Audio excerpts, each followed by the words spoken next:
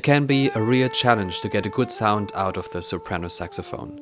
You might have listened to some of the greats like Wayne Shorter, Sidney Bechet or Steve Lacy and wondered how in the world they were able to produce such a great sound on it. In this video I want to show you my top 3 exercises how to get a warm, full and controlled sound out of the soprano saxophone. But before we start to talk about the exercises, let's talk a little bit about equipment, because this can really make a huge difference when it comes to the soprano saxophone. When it comes to the mouthpiece, you want to find the right combination of the tip opening and the reed strength you're playing. You might want to try a slightly smaller tip opening than you play on the alto or tenor saxophone. It's also really important to consider that the smaller everything gets, so with the soprano saxophone, a pretty small mouthpiece and a pretty small reed, these factors weigh in even more than it's the case for alto or tenor saxophone. So it's also important to find a reed that plays well. And it might also help you to learn how to work on your own reeds to make them play better. If you're interested in that, you can check out this video where I show you how to work on your reeds. Then when it comes to the instrument itself, it can be difficult to find an instrument that has really good intonation. Many players go for Yamaha or Yanagisawa soprano saxophones because they usually offer a very good intonation and a stable, easy to control sound in all registers. So now that we covered a few things about the equipment,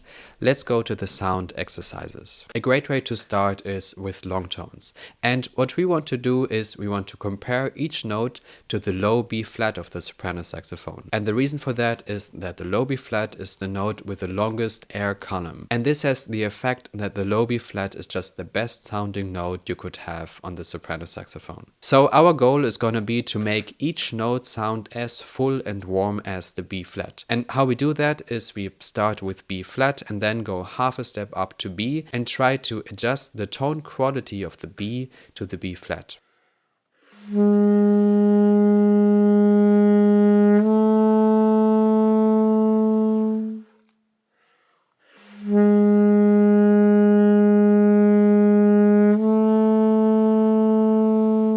When that works, we can go half a step up. Again, we play first the B flat and then we go to C. Then we start with B flat, going to C sharp and so on.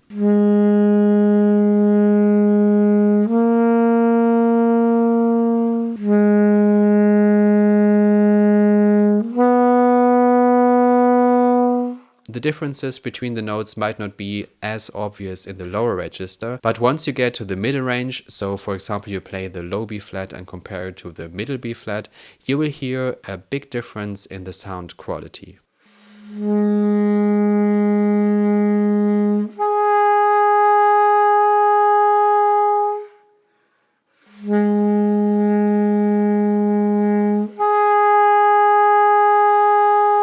So if you haven't played soprano saxophone much, this is a great way to start and warm up with the instrument. The second exercise is a mouthpiece exercise. And once you do that, you will quickly understand why it's such a challenge to control the sound of the soprano saxophone. Everything is just very small and very difficult to control in comparison with the alto or tenor saxophone. What you do here is you just play a note on the mouthpiece alone and then try to figure out which note that was. You could use a keyboard or a piano to do that.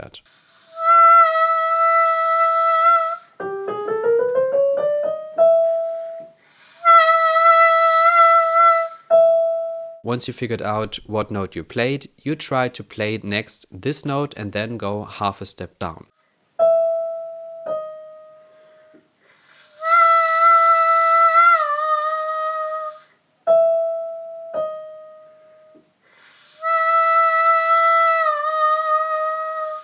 Afterwards, you try to play the first note and then go a whole step down.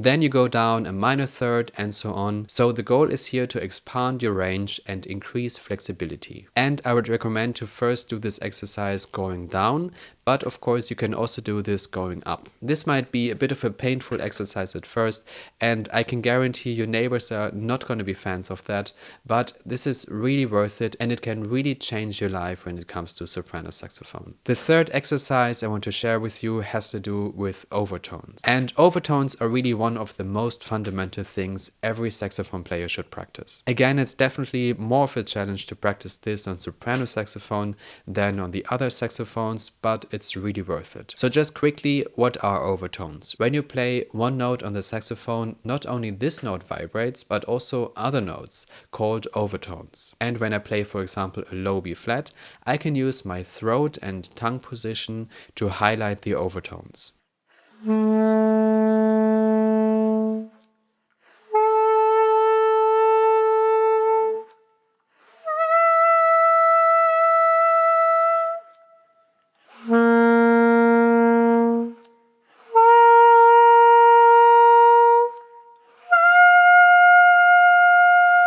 The absolute standard book about this is Top Tones for the Saxophone by Sigurd Rascher, and any saxophone player should really have this book. And you can either practice these overtones with the book I just mentioned, or you could also practice tone matching. And when we practice tone matching, we compare the overtones with the regular notes. So let's say we take the low B flat.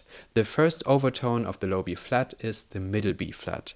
And this overtone we compare with the regular fingering of the B flat. And our goal is to adjust the sound of the regular note to the overtone.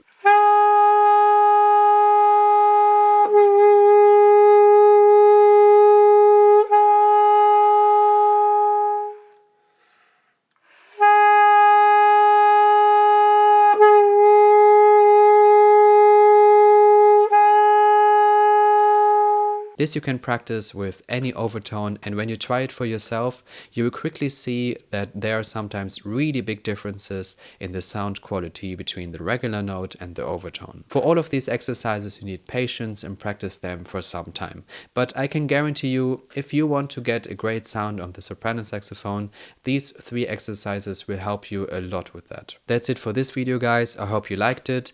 If you did, make sure to click like and subscribe for more videos like this. Thanks for watching and see you next time.